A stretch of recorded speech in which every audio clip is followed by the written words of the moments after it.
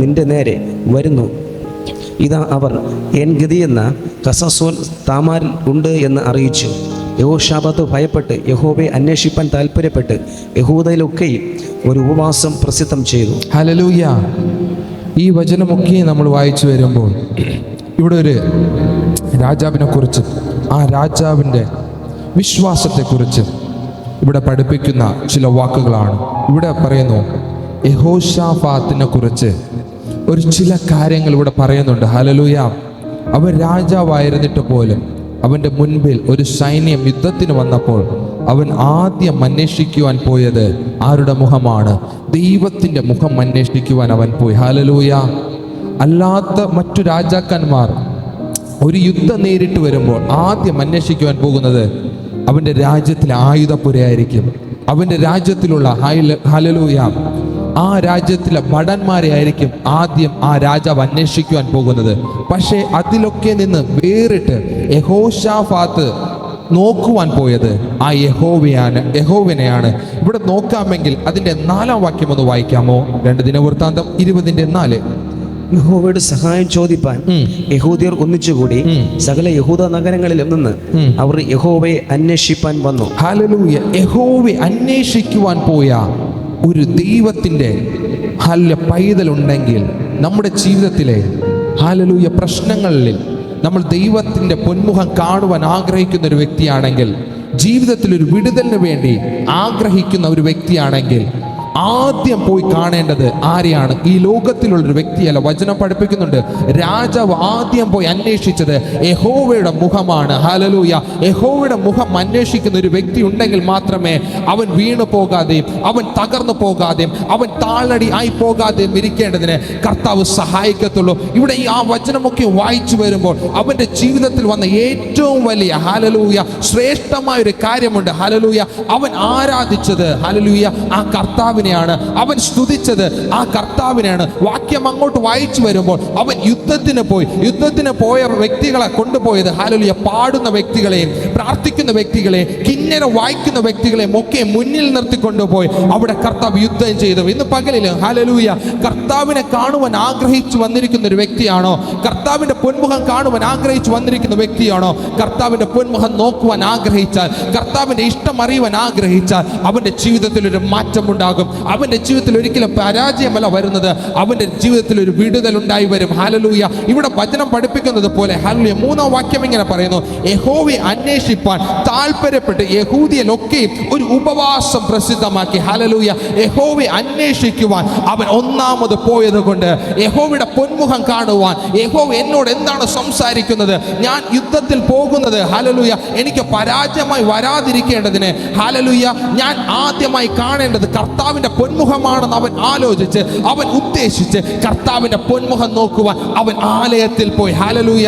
അവിടെ ദൈവത്തിന്റെ പൊന്മുഖം കണ്ടപ്പോൾ ഹല്ലേലൂയ ഇവിടെ വചനം പഠിപ്പിക്കുന്നുണ്ട് അവൻ ഒരു ഉപവാസം പ്രസിദ്ധമാക്കി. കാരണം എന്താണ്? കർത്താവിൽ നിന്ന് ചിലത് പ്രാപിക്കുവാൻ. കർത്താവ് ഒരു വാക്ക് പറഞ്ഞാൽ ഹല്ലേലൂയ അവിടെ ഒരു മാറ്റം ഉണ്ടാകും. കർത്താവ് ഒരു വാക്ക് പറഞ്ഞാൽ അതിന്റെ നടുവിൽ നമ്മളൊന്നും നോക്കേണ്ട ആവശ്യമില്ല, കർത്താവ് നിയന്ത്രിക്കുവാൻ ഇടയാകും. ഹല്ലേലൂയ. പൗലോസിന്റെ ജീവിതത്തിൽ നോക്കാമെങ്കിൽ ഹല്ലേലൂയ ഒരു കപ്പലുമായി അവർ യാത്ര ചെയ്തുകൊണ്ടിരുന്നപ്പോൾ ഹല്ലേലൂയ കപ്പൽ കാറ്റിനാൽ പ്രതികൂലമായി കാറ്റ് വീശിയപ്പോൾ കപ്പൽ തകരുവാൻ ഇടയായി. അവിടെ പൗലോസ് പറയുന്ന ചില വാക്കുകളുണ്ട്. ഹല്ലേലൂയ അപ്പോസ്തല പ്രവൃത്തികൾ അതിന്റെ 27-ാം അധ്യായം അതിന്റെ ഹല്ലേലൂയ 1, 2, 3, 4 വാക്യം ഒന്ന് വായിക്കാമോ? ഞങ്ങൾ കപ്പൽ കയറി ഇതിലേക്ക് പോകണം എന്ന് കൽപ്പനയായപ്പോൾ പൗലോസിനെ മറ്റു ചില തടവുകാരെയും ഔഗുസ്ത്യ പട്ടാളത്തിലെ ശതാധിപനായ യൂലിയോസിനെ ഏൽപ്പിച്ചു. അങ്ങനെ ഞങ്ങൾ ആസ്യക്കര പറ്റി ഓടുവാനുള്ള ഒരു അദ്രമുത്തിയ കപ്പൽ കയറി നീക്കി. തെസലോനിക്കയിൽ നിന്നുള്ള മക്കെദോനിയക്കാരായ അരിസ്തർഹോസും ഞങ്ങളുടെ കൂടെ ഉണ്ടായിരുന്നു. പിറ്റേന്ന് ഞങ്ങൾ സീദോനിൽ എത്തി. യൂലിയോസ് പൗലോസിനോട് ദയ കാണിച്ചു. സ്നേഹിതന്മാരുടെ അടുക്കൽ പോയി സൽക്കാരം കൈക്കൊള്ളുവാൻ അനുവദിച്ചു. അവിടെ നിന്ന് ഞങ്ങൾ നീക്കി കാറ്റ് പ്രതികൂലമാകയാൽ കുപ്രസ് ദ്വീപിന്റെ മറപറ്റി ഓടി കിൽക്കിയ പംഫൂല്യ കടൽ വഴിയായി ചെന്നു ലുക്കിയയിലെ മുറ പട്ടണത്തിൽ എത്തി. അവിടെ ശതാധിപൻ ഇതിലേക്ക് പോകുന്ന ഒരു അലക്സാന്ദ്രിയ കപ്പൽ കണ്ടു. ഹല്ലേലൂയ. ഇവിടെ 4-ാം വാക്യം ഇങ്ങനെ പറയുന്നുണ്ട്, പൗലോസ് ഇങ്ങനെ യാത്ര ചെയ്തു വന്നപ്പോൾ ഹല്ലേലൂയ അവിടെ ഹല്ലേലൂയ, ഒരു കാറ്റ് പ്രതികൂലമായി വീശിയെന്ന് വചനം പഠിപ്പിക്കുന്നുണ്ട്. ഹല്ലേലൂയ, ഒരു കാറ്റ് പ്രതികൂലമായി വീശിയപ്പോൾ അവൻ കർത്താവിൻ്റെ സന്നിധിയിൽ താണിരിക്കുവാൻ ഇടയായി. കർത്താവിൻ്റെ ചില ആലോചന കേൾക്കുവാൻ, കർത്താവ് എന്താണോ എന്നോട് പറയുന്നത്, ഹല്ലേലൂയ ഹല്ലേലൂയ, കേൾക്കുവാൻ അവൻ കർത്താവിൻ്റെ സന്നിധിയിൽ ഇരുന്നപ്പോൾ വീണ് മരിക്കത്തില്ല, ഹല്ലേലൂയ, മരിച്ചു പോകത്തില്ല എന്ന്, തകർച്ച വരത്തില്ല എന്ന് താഴോട്ടുള്ള വാക്യത്തിൽ പറയുന്നുണ്ട്. ഹല്ലേലൂയ, കർത്താവിൻ്റെ ദൂതൻ അവിടെ ഇറങ്ങി അവനോട് സംസാരിച്ചു എന്ന് വചനം പഠിപ്പിക്കുന്നുണ്ട്. കർത്താവ് ഒരു വ്യക്തിയുടെ അടുക്കൽ ഇറങ്ങി സംസാരിച്ചു കഴിഞ്ഞാൽ അവിടെ തകർച്ച വരത്തില്ല. ഇനി കപ്പൽ എങ്ങനെ തന്നെ ആടി ഉലഞ്ഞുകൊള്ളട്ടെ, എങ്ങനെ തന്നെ ഹല്ലേലൂയ കടൽ തിരമാലകളാൽ നിറഞ്ഞു വരട്ടെ, അവിടെ വീണു പോകാതിരിക്കണമെങ്കിൽ ഹല്ലേലൂയ ഒന്നാമത് നമ്മൾ ചോദിക്കേണ്ടത് കർത്താവിനോടാണ്. കർത്താവേ, എന്നൊന്ന് രക്ഷിക്കണമേ, കർത്താവ് എനിക്കൊരു മോചനം തരണമേ, കർത്താവെ എൻ്റെ ജീവിതത്തിൽ ഒന്ന് ഹല്ലേലൂയ ഒരു വിടുതൽ നൽകണമേ. നിങ്ങൾ തകർന്നിരിക്കുന്ന വ്യക്തിയാണെങ്കിൽ, മനസ്സ് തകർന്നിരിക്കുന്ന വ്യക്തിയാണെങ്കിൽ, കടബാധ്യതയാൽ മൂടിയിരിക്കുന്ന വ്യക്തിയാണെങ്കിൽ, ക്രിസ്തുവിൽ ഒരു ഹല്ലേലൂയ അരുളപ്പാട് ലഭിച്ചാൽ, ഹല്ലേലൂയ ക്രിസ്തുവിൽ നിന്ന് ചിലത് പ്രാപിച്ചാൽ അവിടെ ഒരു രക്ഷയുണ്ടാകും, അവിടെ ഒരു മാറ്റം ഉണ്ടാകും. ഇവിടെ വചനം പറയുന്ന ദിനവൃത്താന്തം അതിൻ്റെ ഹല്ലേലൂയ 20-ാം അധ്യായത്തിൽ ഇങ്ങനെ പറയുന്നുണ്ട്. ഹല്ലേലൂയ, ആ രാജാവ് അന്വേഷിക്കുവാൻ ചെന്നത് കർത്താവിൻ്റെ മുഖമായതുകൊണ്ട്. ഹല്ലേലൂയ, അതിൻ്റെ 14-ാം വാക്യം ഒന്ന് വായിക്കാമോ? ഹല്ലേലൂയ, 2 ദിനവൃത്താന്തം അതിൻ്റെ 20-ാം അധ്യായം 14-ാം വാക്യം ഒന്ന് വായിക്കാമോ? അപ്പോൾ സഭാമധ്യേ വെച്ച് യഹോവയുടെ ആത്മാവ് ആസാഫിന്റെ പുത്രന്മാരിൽ മത്ന്യാവിന്റെ മകനായ എയീലിന്റെ മകനായ ബെനായാവിന്റെ മകനായ സഖര്യാവിന്റെ മകൻ യഹസീയേൽ എന്ന ഒരു ലേവ്യന്റെ മേൽ വന്നു. അവൻ പറഞ്ഞത് എന്തെന്നാൽ, യഹൂദരേക്കെയും യെരൂശലേം നിവാസികളും യഹോശാഫാത്ത് രാജാവും ആയുള്ളവരെ കേട്ടുകൊള്ളുവിൻ. യഹോ ഇപ്രകാരം നിങ്ങളോട് അരുളി ചെയ്യുന്നു, ഈ വലിയ സമൂഹ നിമിത്തം ഭയപ്പെടരുത്, ഭ്രമിക്കുകയും അരുത്. യുദ്ധം നിങ്ങളുടേതല്ല, ദൈവത്തിന്റെ. ഹല്ലേലൂയ, ഇവിടെ വചനം പറയുന്നു, യുദ്ധം നിങ്ങളുടേതല്ല, യുദ്ധം യഹോവയുടേത്. കാരണം എന്താണ്? ആ രാജാവ് ആദ്യം അന്വേഷിച്ച മുഖം ഏതാണ്? ഈ ലോകത്തിലുള്ള മുഖമാണോ? അവരുടെ കൂട്ടാളികളുടെ മുഖമാണോ? ഹല്ലേലൂയ, ഭടന്മാരുടെ മുഖമാണോ? ആയുധപ്പുരയാണോ? ഒരിക്കലുമല്ല. അവൻ അന്വേഷിച്ചത് ഹല്ലേലൂയ സൈന്യങ്ങളുടെ യഹോവയായ ഹല്ലേലൂയ കർത്താവിനെ അവൻ അന്വേഷിച്ചപ്പോൾ, കർത്താവിന്റെ മുഖം അന്വേഷിച്ചപ്പോൾ കർത്താവ് പറഞ്ഞ വാക്കാണ് ഹല്ലേലൂയ, യുദ്ധം നിങ്ങളുടേതല്ല, ദൈവത്തിൻ്റെതത്രേ. ഹല്ലേലൂയ, നിങ്ങളുടെ ശോധനയുടെ നടുവിൽ കടന്നു പോകുമ്പോൾ നിങ്ങൾ നോക്കേണ്ടത് കർത്താവിന്റെ മുഖമായിരുന്നാൽ, നിങ്ങൾ കടബാധ്യതയുടെ നടുവിൽ കൂടെ പോകുമ്പോൾ നിങ്ങൾ നോക്കേണ്ടത് കർത്താവിന്റെ മുഖമായിരുന്നാൽ, ഹല്ലേലൂയ പ്രതികൂലത്തിന്റെ നടുവിൽ കൂടെ പോകുമ്പോൾ നിങ്ങൾ നോക്കേണ്ടത് കർത്താവിന്റെ മുഖമായിരുന്നാൽ, യുദ്ധം യഹോവയ്ക്കുള്ളതാണ്. കർത്താവ് നമ്മളെ സഹായിക്കുവാൻ സർവശക്തനാണ്. അവിടെ കർത്താവ് ഇറങ്ങി ആ വ്യക്തിയോട് സംസാരിച്ചപ്പോൾ, പ്രവചനത്തിലൂടെ കർത്താവ് സംസാരിച്ചപ്പോൾ, അടുത്ത വാക്യമൊക്കെ ഇങ്ങോട്ട് വായിച്ചു വരുമ്പോൾ, ഹല്ലേലൂയ അതിന്റെ 20, 21, 22 വാക്യം വായിച്ചു വരുമ്പോൾ അവർ യുദ്ധത്തിന് പുറപ്പെട്ടു. ഹല്ലേലൂയ, അവർ യുദ്ധം ജയിക്കുവാനിടയായി. കാരണം എന്താണ്? ഒരു അരുളപ്പാടുണ്ടെങ്കിൽ, ഒരു വിളിയുണ്ടെങ്കിൽ, ഏത് പൈശാചിക മണ്ഡലമായിരുന്നാലും നിങ്ങളെ തകർക്കുവാൻ കഴിയത്തില്ല, നിങ്ങളെ ഹല്ലേലൂയ തകർത്ത് തള്ളിയിടുവാൻ കഴിയത്തില്ല. നിങ്ങൾക്കൊരു വിളിയുണ്ടെങ്കിൽ ഹല്ലേലൂയ, പല അഭിഷക്തന്മാർ നിങ്ങളുടെ തലയിൽ കരം വെച്ച് പറഞ്ഞിട്ടുണ്ട്, നീ ഇതാകും, നീ ഇതാകും എന്നൊക്കെ പറഞ്ഞ വ്യക്തികളായിരിക്കാം ഇവിടെ ഇരിക്കുന്നത്. പക്ഷേ അങ്ങനെ ഒരു വിളി നിങ്ങൾക്കുണ്ടെങ്കിൽ, അങ്ങനെ ദൈവദാസന്മാർ പറഞ്ഞിട്ടില്ലെങ്കിൽ, കർത്താവിന്റെ വചനം വായിക്കുമ്പോൾ ഹല്ലേലൂയ ചിലരോട് വചനം സംസാരിക്കും, നീ ഇന്നതായി മാറുമെന്ന്. അങ്ങനെ എന്തെങ്കിലും ഉണ്ടെങ്കിൽ ഹല്ലേലൂയ നിങ്ങൾ വീണു പോകുവാൻ ഇടയാകത്തില്ല, നിങ്ങൾ തകർന്നു പോകുവാൻ ഇടയാകത്തില്ല. കർത്താവ് നിങ്ങളുടെ മുൻപാകെ നടക്കും. ഹല്ലേലൂയ, കർത്താവ് നിങ്ങളുടെ കരം പിടിക്കുവാൻ അവൻ സർവശക്തനാണ്. അതിന്റെ 20, 21 വാക്യം ഒന്ന് വായിക്കാമോ? 2 ദിനവൃത്താന്തം അതിന്റെ 20-ാം അധ്യായം 20, 21 വാക്യം. പിന്നെ അവർ അധികാലത്ത് എഴുന്നേറ്റ് തെക്കോവ മരുഭൂമിയിലേക്ക് പുറപ്പെട്ടു.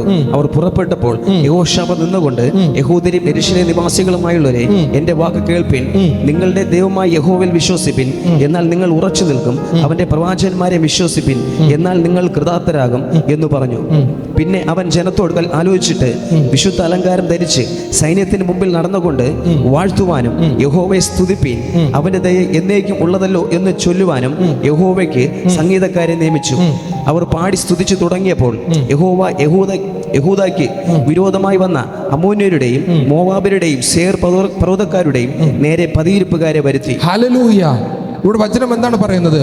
യുദ്ധത്തിന് മുന്നിൽ നിർത്തിയത് ആരെയാണ്? ഹല്ലേലൂയ, പാട്ട് പാടുവാൻ കഴിവുള്ളവരെ, പ്രാർത്ഥിക്കുവാൻ കഴിവുള്ളവരെ, കിന്നര വായിക്കുവാൻ കഴിവുള്ളവരെ, വീണകൾ വായിക്കുവാൻ കഴിവുള്ളവരെ ഹല്ലേലൂയ ആ രാജാവ് മുന്നിൽ നിർത്തി കർത്താവിനെ സ്തുതി കരേറ്റ് മുന്നോട്ട് പോയപ്പോൾ അവിടെ വലിയൊരു വിജയം ആ രാജാവിന് ഉണ്ടായതുപോലെ ഇന്ന് പകൽക്കാലം ഹല്ലേലൂയ നിങ്ങൾ കർത്താവിനെ സ്തുതിക്കുവാൻ ആരാധിച്ചു തുടങ്ങിയ, കർത്താവിനെ സ്തുതിക്കുവാൻ ആഗ്രഹിച്ചു തുടങ്ങിയ, കർത്താവിനെ സ്തുതിച്ചു തുടങ്ങിയ കർത്താവ് നിങ്ങളുടെ ജീവിതത്തിൽ വലിയൊരു മാറ്റമുണ്ടാകും. നിങ്ങളുടെ മുന്നിൽ വരുന്ന സകലമായ വൈശാചിക മണ്ഡലങ്ങളെ ഉടച്ചു മാറ്റുവാൻ ഹല്ലേലൂയ കർത്താവ് നിങ്ങളുടെ മേൽ ശക്തിയെ പകരും. ഹല്ലേലൂയ ആ രാജാവ് എന്താണ് പറഞ്ഞത്? ഹല്ലേലൂയ കിന്നരം വായിച്ചു സ്തുതിച്ചും കൊണ്ട് ഹല്ലേലൂയ നമ്മളിവിടെ ആരാധിക്കുമ്പോൾ നിങ്ങളുടെ വീട്ടിലുള്ള ബന്ധനങ്ങൾ അഴിയണമെങ്കിൽ, നിങ്ങളിവിടെ ആരാധിക്കുമ്പോൾ നിങ്ങളുടെ കെട്ടുകൾ പൊട്ടണമെങ്കിൽ ഹല്ലേലൂയ കർത്താവിന്റെ ഒരു അരുളപ്പാട് നമ്മുടെ മേൽ വെളിപ്പെട്ടു വന്നാൽ, കർത്താവിന്റെ ഒരു ശക്തി വെളിപ്പെട്ടു വന്നാൽ, കർത്താവിനെ സ്തുതിച്ചു തുടങ്ങിയ നിങ്ങളുടെ ജീവിതത്തിൽ ഒരു മാറ്റം ഉണ്ടാകും. യോസേഫിന്റെ ജീവിതത്തിൽ ഹല്ലേലൂയ അവൻ കണ്ട ദർശനം അനുസരിച്ച് അവൻ മറ്റുള്ളവരോട് പറഞ്ഞപ്പോൾ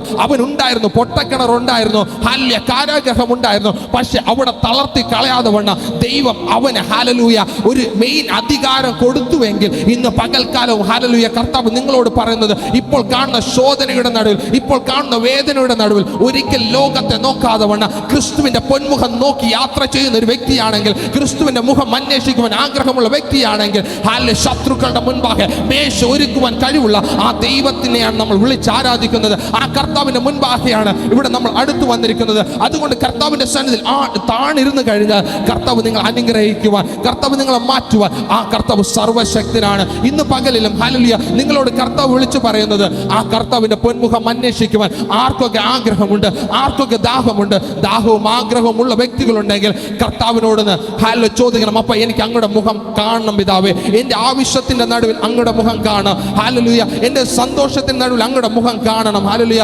സങ്കീർത്തനക്കാരൻ പഠിപ്പിക്കുന്നുണ്ട്, ഞാൻ അതികാലെ ഞാൻ അങ്ങയുടെ മുഖം അന്വേഷിക്കുവാൻ ചെല്ലുന്നുണ്ട്. ഹല്ലേലൂയ ദാനിയേൽ ഹല്ലേലൂയ അവന് കിട്ടുന്ന സമയം 3 നേരം കർത്താവിന്റെ മുഖം അന്വേഷിക്കുവാൻ ചെന്നു. ഹല്ലേലൂയ ഇന്നും നമ്മൾ കർത്താവിന്റെ മുഖം അന്വേഷിച്ചു തുടങ്ങിയാൽ അവിടെ ഒരു വിടുതലുണ്ട്. കർത്താവ് നമ്മളോട് ചില വാക്കുകൾ പറഞ്ഞാൽ അവിടെ ഒരു രക്ഷ നമ്മുടെ ജീവിതത്തിൽ ഉണ്ടാകും, അവിടെ ഒരു മാറ്റം ഉണ്ടാകും. കർത്താവ് ഹല്ലേലൂയ നമുക്ക് വേണ്ടി യുദ്ധം ചെയ്യും, കർത്താവ് നമുക്ക് വേണ്ടി പോരാടും, നമുക്ക് വിജയം കർത്താവ് നൽകും. ഇന്ന് ഹല്ലേലൂയ കർത്താവിന്റെ സന്നിധിയിൽ അടുത്ത് വന്നിരിക്കുന്ന നിങ്ങളോട് കർത്താവ് പറയുന്നത്, ഇവിടെ ഹല്ലേലൂയ രാജാവാകുന്ന യഹോശാഫാത്ത് ഹല്ലേലൂയ കർത്താവിന്റെ മുഖം അന്വേഷിച്ചതുപോലെ കർത്താവിന്റെ മുഖം അന്വേഷിക്കുക. ഇവിടെ ആർക്കൊക്കെ താല്പര്യമുണ്ട്, ആർക്കൊക്കെ ആഗ്രഹമുണ്ട്, ആ രാജാവ് യുദ്ധത്തിന് പോയത് ആയുധങ്ങളായിട്ടോ ഹല്ലേലൂയ മറ്റു ഭടന്മാരോ ആയിട്ടല്ല, കർത്താവിനെ സ്തുതിച്ചുകൊണ്ട് അവന്റെ നാവിൽ ഉണ്ടായിരുന്ന കർത്താവിന്റെ സ്തുതിയായിരുന്നു. ഇന്നും ഹല്ലേലൂയ നമ്മുടെ വായിൽ കർത്താവിന്റെ സ്തുതി ഉണ്ടായിരുന്ന, കർത്താവിന്റെ സ്തുതി എന്നൊരു ആയുധം നമ്മുടെ നാവിന്മേൽ ഉണ്ടായിരുന്ന, നമുക്ക് മുന്നോട്ട് വരുന്ന സകലമായ വൈശാചിക മണ്ഡലങ്ങളെ കർത്താവ് ഇറങ്ങി തകർക്കുവാൻ ഇടയാകും. നമ്മളെ തകർക്കുന്ന സകലമായ പ്രശ്നങ്ങളെ കർത്താവ് ഇറങ്ങി തകർക്കുവാൻ ഇടയാകും. ഹല്ലേലൂയ ഇന്നും ഹല്ലേലൂയ ജീവിക്കുന്ന ആ സത്യദൈവം ഹല്ലേലൂയ നമുക്ക് യുദ്ധം ചെയ്യുവാൻ കർത്താവ് ഇറങ്ങി വരും. അതുകൊണ്ട് കർത്താവിനെ അന്വേഷിക്കുന്ന ഹല്ലേലൂയ ഹല്ലേലൂയ കർത്താവിനെ അന്വേഷിക്കുന്ന വ്യക്തികളായി കർത്താവിന്റെ സന്നിധിയിൽ അടുത്തിരിക്കാമോ? നമുക്ക് കണ്ണുകൾ അടയ്ക്കാമോ? ഹല്ലേലൂയ പരിശുദ്ധ പിതാവേ, ഇന്ന് പകലിലും ഹല്ലേലൂയ ഞങ്ങൾ അവിടുത്തെ സന്നിധിയിൽ എടുത്തു വരികയാണ്. അങ്ങയുടെ ശക്തി ഞങ്ങൾക്ക് ആവശ്യമാണ് പിതാവേ. ഞങ്ങൾ അങ്ങയുടെ മുഖം അന്വേഷിക്കുക. യഹോശാഫാത്ത് രാജാവ് ഹല്ലേലൂയ അങ്ങയുടെ മുഖം അന്വേഷിച്ചതുപോലെ ഹല്ലേലൂയ ഞങ്ങളും അങ്ങയുടെ മുഖം അന്വേഷിക്കുക. ഹല്ലേലൂയ ഞങ്ങളെ തന്നെ സഹായിക്കുക പിതാവേ, ഞങ്ങളെ തന്നെ സഹായിക്കുക. പലപ്പോഴും ഞങ്ങൾ അങ്ങയുടെ മുഖം അന്വേഷിക്കാതെ ഞങ്ങളുടെ പ്രശ്നങ്ങൾ വരുമ്പോൾ ഞങ്ങൾ പലരുടെ മുഖം അന്വേഷിക്കുന്ന വ്യക്തികളാണ്, പല ലോകത്തിലുള്ള വ്യക്തിയുടെ മുഖം അന്വേഷിക്കുന്ന വ്യക്തികളാണ്. ഹല്ലേലൂയ എങ്കിലും ഇന്ന് ഹല്ലേലൂയ ഞങ്ങളുടെ ജീവിതത്തിൽ ഒരു മാറ്റം വരണം പിതാവേ, ഞങ്ങളുടെ ജീവിതത്തിൽ ഒരു മാറ്റം വരണം. ഞങ്ങൾ അങ്ങയുടെ മുഖം അന്വേഷിക്കുന്ന വ്യക്തിയായി, അങ്ങയുടെ സന്നിധിയിൽ വീഴുന്ന വ്യക്തിയായി, അങ്ങയുടെ പാദപീഠത്തിൽ വീഴുന്ന വ്യക്തിയായി ഞങ്ങൾ ഓരോരുത്തരെയും അങ്ങ് മാറ്റുക പിതാവേ. ഞങ്ങൾ ഓരോരുത്തരെയും അങ്ങ് രൂപാന്തരപ്പെടുത്തുക പിതാവേ. ഞങ്ങൾ ഓരോരുത്തരും അവിടുത്തെ കരങ്ങളിലേക്ക് താഴ്ത്തി തരികയാണ്. വചനം സംസാരിച്ചതുപോലെ അങ്ങേ സ്തുതിക്കുന്ന വ്യക്തികളായി, അങ്ങയുടെ ഹല്ലേലൂയ സ്തുതി എപ്പോഴും ഞങ്ങളുടെ നാവിന്മേൽ ഇരിക്കുന്ന വ്യക്തികളായി അപ്പോൾ മുന്നോട്ട് പോകുക. ഞങ്ങൾ ഓരോരുത്തരെയും അങ്ങ് സഹായിക്കുക. പ്രാർത്ഥന കേട്ടതിനായ സ്തോത്രം. യേശുവിൻ നാമത്തിൽ തന്നെ ആമേൻ. ഹല്ലേലൂയ.